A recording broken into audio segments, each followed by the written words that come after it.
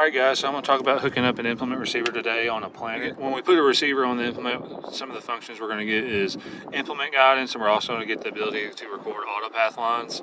I'm really just doing this video to kind of point out where we need to hook up, and I'm going to call out some of the part numbers that you'll need to hook up this receiver on the planter. So pretty much any style John Deere planter, I haven't really ran into one where it's not this way, but you're going to need harness. The part number is PF 90538. That's what we call the implement receiver harness. You'll see here has this end on it. That's the part that's going to run up to the receiver, and then you'll have these two plugs, and you'll also have these two plugs right here. This is what's going to tee into your CAN bus and get high current power too as well. So the port or the harness that you're looking for on the planter, like I said, pretty much on every Deere planter I've run into, it's always going to be kind of around the main hydraulic block, up kind of underneath the CCS tanks. Sometimes I've seen it down that way, sometimes it's in kind of in front of the hydraulic blocks, but really what you're looking for is this kind of pigtail here. This CAN bus terminator is what it's called. It's going to be hanging off like this. So to hook up your receiver harness, all you're going to need to do is just kind of unplug it. Get it unplugged real quick. So you see I got it unplugged. This terminator will come off, and that's where you're going to wire into that. The implement receiver harness itself comes with one of these, but I just set the one that's on the planter to the side, and I'll reuse it here in a second. But like I said, this is where you're going to want to plug into. So I'll just take the female end of my implement receiver harness, and I'll get it plugged in real quick. So now we're plugged in there, and you can see my harness comes all the way out here. Like I said, this big loom right here, this is what you'll run underneath the planter, the CCS tanks, and kind of run it.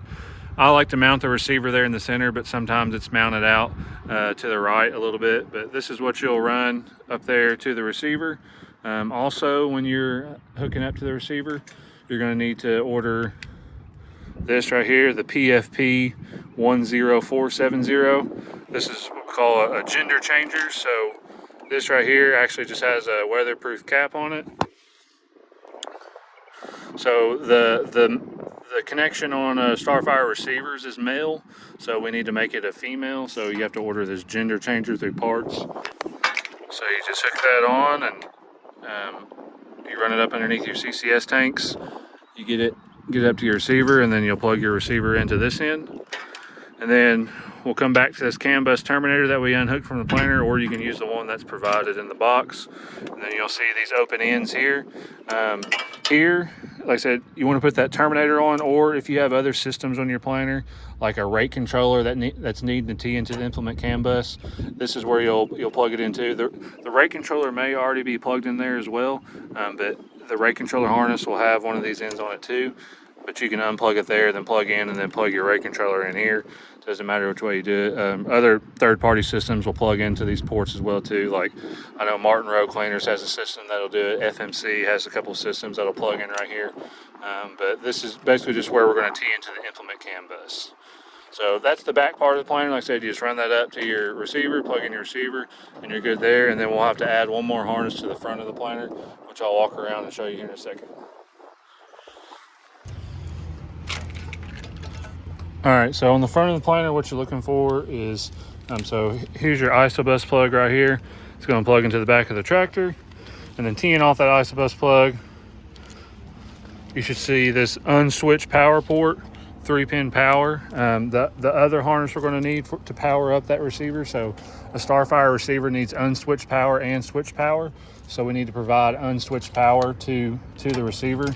So you'll need this harness right here. It's a BPF 10403. This is called a constant power harness.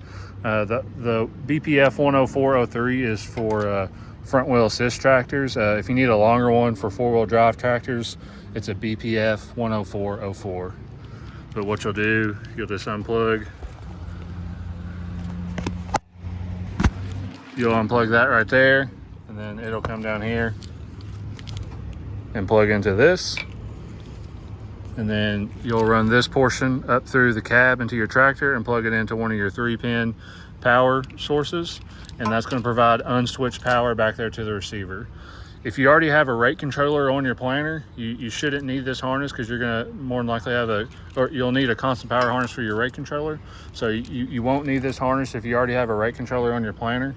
So that'll be one harness that you won't need. But other than that, that's all you'll really need to do to hook up an implement receiver.